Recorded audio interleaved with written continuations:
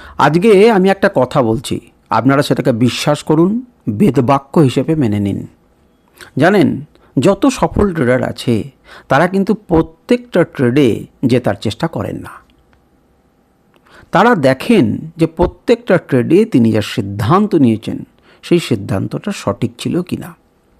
তিনি ধারাবাহিকভাবে অর্থাৎ ক্রমান্বয়ে পরপর সঠিক সিদ্ধান্ত নিতে পারছেন কি না সেইটাকে দেখেন। সেটা দেখেই বিচার করা হয় যে তিনি বড় ট্রেডার না ট্রেডার নন। এমন নয় যে তিনি প্রতিটা ট্রেডে সফল হবেন। তার উল্টো দিকে ধারণা হতেই পারে, মার্কেট উল্টো দিকে যেতেই পারে, কিন্তু আমার সেটআপে এসেছিল, আমি ট্রেড নিয়েছি। বারবার আমি আপনাদেরকে একই কথা বলছি, প্রত্যেকটা ট্রেডে আপনি সফল হবেন এমন চিন্তাভাবনা করবেন না, এমন চিন্তাভাবনা করা উচিত নয়, এমন আশা রাখবেন না, এমন আশা বড় ট্রেডাররা রাখেন না। তার পরিবর্তে তারা এটা দেখেন যে প্রত্যেকটা ট্রেডে তিনি যার সিদ্ধান্ত নেবার সেই সিদ্ধান্তগুলোকে অ্যাকুরেট নিয়েছেন কিনা। যদি অ্যাকুরেট নিয়ে থাকেন তিনি বড় ট্রেডার। হতেই পারে মার্কেট ঘুরে যেতে পারে, মার্কেট তার পক্ষেও যেতে পারে। আপনি কিসের উপরে গুরুত্ব দেবেন?